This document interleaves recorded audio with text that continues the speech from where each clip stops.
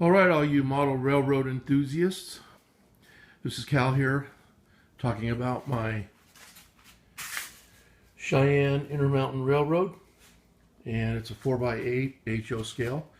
And basically what this video is about, just to kind of give you an update of what I'm doing on my 4x8 layout.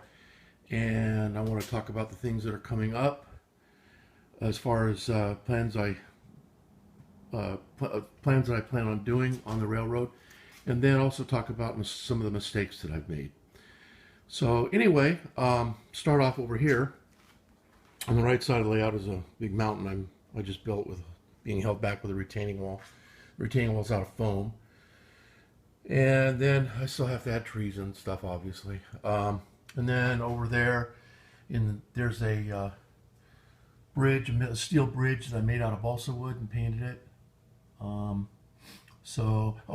that's just going up a 2% slope. In the background, I have a train being elevated. I decided to do it a 2% slope because I thought it would look more realistic than having a 4% slope or anything larger than that, just going up too steep in a small area. Over here, right here, I have my switchboard, and I'll talk about that a little bit later. And then over here, I've got a ravine being held back by a dam, or actually a lake being held back by a dam. And then you can see the ravine with rapids coming down into a pool. A couple of girls saying hello. And then over here, I'm building a mountain with a waterfall that goes over the train layout, and the train goes behind it. So for an example, there's a stream that's still drying coming down over there, and it'll come down to this waterfall that'll be down like this, waterfall to that area, and then this is the waterfall that'll go down in front of that area, which the train will go behind the waterfall. So I thought that was pretty cool. There's some areas up there that has the water. And then over here, we have a couple of paddlers in the pond, the lily pads. And then I have the SS Minnow on Gilligan's Island. There's a skipper and Marianne sitting down in the chair. Ginger serving up some drinks. The professor, the Howells, and there's old Gilligan sitting on the wrecked minnow. And I have a couple of fly fishermen and some beach goers, and that sand is from St. Martin.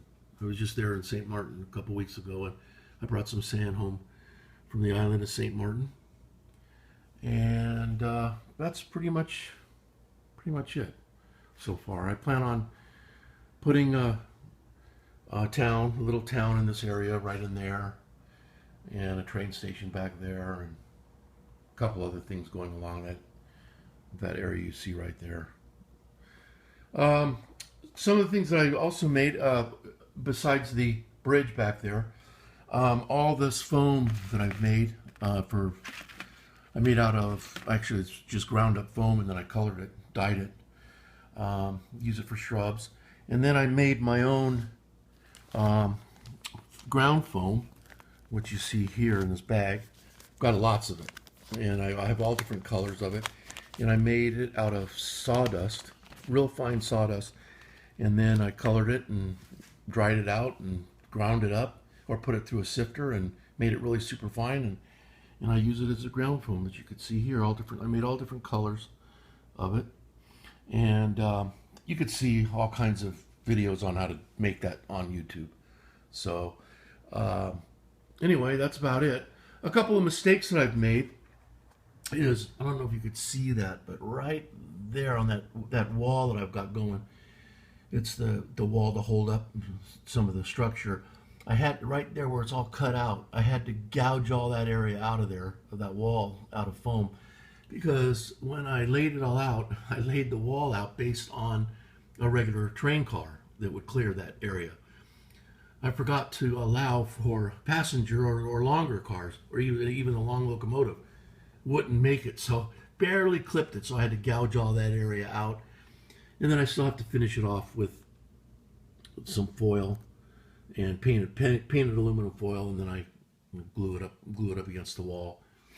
Right now, that aluminum foil I'm gonna have to replace because I just used some plaster and I got plaster all over it. So it should look like that, more like that when I'm done. Um, let's see what else. Oh, the control panel. I made about 3 versions of it because I kept messing it up.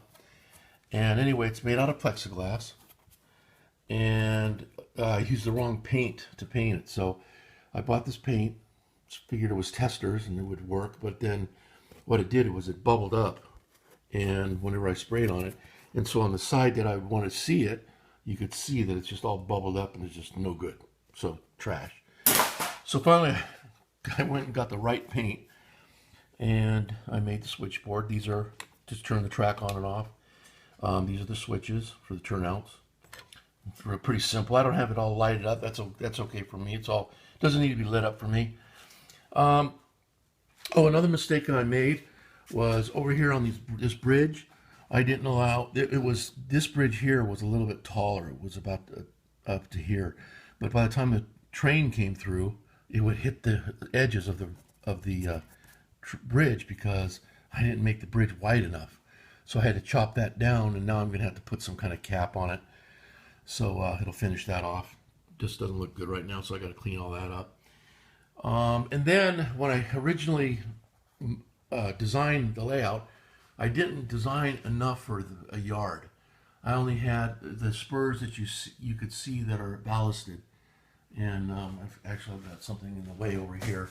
But I only had three spurs that were this one, that one, and that one were ballast. Was all I had, and the layout didn't fit all the cars that I had.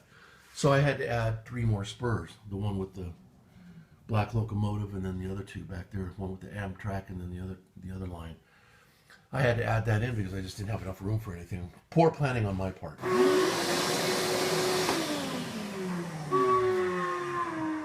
Excuse me, the vacuum turned on. I must have stepped on it.